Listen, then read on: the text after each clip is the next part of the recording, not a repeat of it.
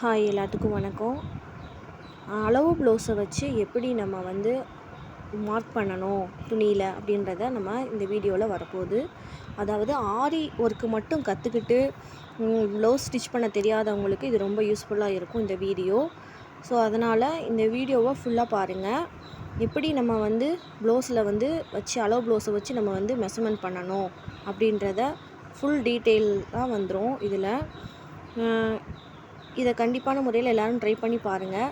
ஈஸியான method. Okay, வீடியோக்கு போகலாம். இந்த துணி தான் ஜாஸ்மின் கிளாத்து. இதை வச்சு தான் நம்ம எப்போவுமே ஆரி போட முடியும். வேறு ப்ளவுஸ்லனா கொஞ்சம் உங்களுக்கு காட்டன் இந்த மாதிரிலாம் கொஞ்சம் கஷ்டமாக இருக்கும். இப்போ நான் ஜாஸ்மின் கிளாத் துணியை வச்சு நான் எப்படி நான் சொல்லித்தரேன். இப்போ அளவு ப்ளவுஸ், இதுதான் அளவு ப்ளவுஸ். அளவு ப்ளவுஸ் வந்து நம்ம பேக் சைடு திருப்பிக்கணும். பேக் சைடு நான் திருப்பிட்டேனா இப்போ என்ன செய்யணும், இந்த ஷோல்டர் இதான் பின் கழுத்தோடைய ஷோல்டர். இந்த ஷோல்டர் ரெண்டையும் நான் எடுத்துட்டு இந்த ஷோல்டரையும் சேர்த்து பிடிச்சி வச்சுட்டு இதை வந்து நம்ம சரி பண்ணிக்கணும். இதுதான் இந்த பக்கம்தான் வந்து நம்ம பின் கழுத்துக்கு நம்ம மார்க் பண்ண போறோம். பின் கழுத்துக்கு வரும். இந்த சைடு வந்து கிராஸ், அதாவது ஒவ்வொருத்தவங்க வந்து கிராஸா பிளவுஸ் போடுவாங்க. அந்த மாதிரி ஆளுகளுக்கு இந்த மாதிரி கிராஸா போட்டுக்கலாம். இல்ல எனக்கு நேர் கட்டிங்லயே நாங்க போடணும் அப்படின்னாலும் இந்த மாதிரி எப்படினாலும் போட்டுக்கலாம். கை இந்த சைடு வரும். சின்ன கைனா நம்ம இந்த சைடு கூட நம்ம பயன்படுத்திக்கலாம். சரி, இப்போ உங்களுக்கு ப்ராப்பரா நான் எப்படின்னு சொல்றேன் பாருங்க. இது வந்து பின் கழுத்து. நான் சொன்னேன்ல, பின் கழுத்துக்கு இந்த மாதிரி மடிச்சு வச்சுக்கணும். மடிச்சு வச்சுக்கிட்டு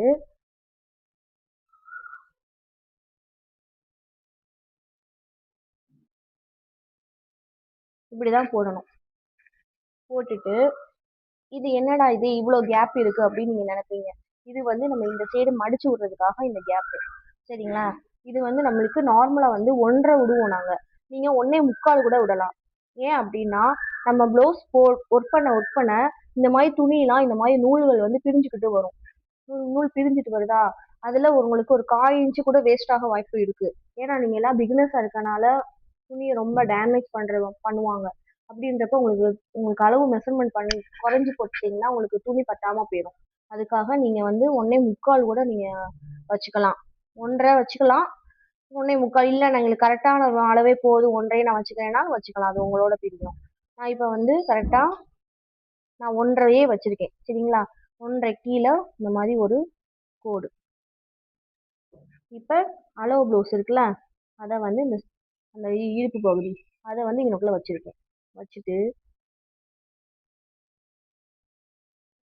நல்லா இதை ஒட்டி, ஏன்னா நம்மளுக்கு வந்து இந்த ப்ளவுஸ் போட்டனால எனக்கு இது கொஞ்சம் விரிவு கொடுக்கும். அதனால நல்லா ரொம்ப இது பண்ணாம கொஞ்சம் நல்லா ஒட்டி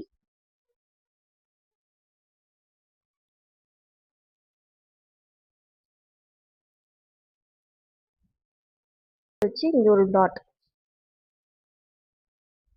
எனக்கு இந்த இடம் இங்க வருது, அப்ப இங்க ஒரு டாட். இதுக்கு நேரா ஒரு டாட். புரியுதா? கரெக்டா இந்த வளைவு இருக்கு. இங்க பிடிச்சு இங்க ஒரு டாட்டு, இங்க ஒரு டாட்டு, இந்த இடத்துக்கு இந்த ஒரு டாட்டு, இந்த இதை வந்து நம்ம மெஷர்மெண்ட் பண்ண இங்க ஒரு டாட். ஓகேவா? இப்ப இதுல இருந்து இது வந்து கரெக்டான நம்மளுக்கு தையல். இது வந்து கரெக்டான தையல். தையல் போற இடத்துல நான் அந்த டாட் வச்சிருக்கேன். இதோட ஒரு 1/4 இன்ச்சு கூட வச்சுக்கணும். இதோட ஒரு 1/4 இன்ச்சு. ஏன்னா நம்மளுக்கு துணி வந்து தையலுக்கான அளவு தான் நம்ம கரெக்டா கொடுத்துருக்கோம். தையலுக்கு விட எக்ஸ்ட்ராவோட அளவு வந்து ஒரு 1/4 இன்ச். ஓகேவா? வச்சுருக்கோமா? இப்ப என்ன செஞ்சிடணும், பிளவுஸ் எடுத்துடணும். எடுத்துட்டு இங்கிருந்து சென்டரா ஒரு கோடு. இல்ல எனக்கு டேப் வச்சு கோடு போட முடியாது அப்படின்னா நீங்க ஸ்கேல் கூட யூஸ் பண்ணிக்கலாம். ஒரு கோடு.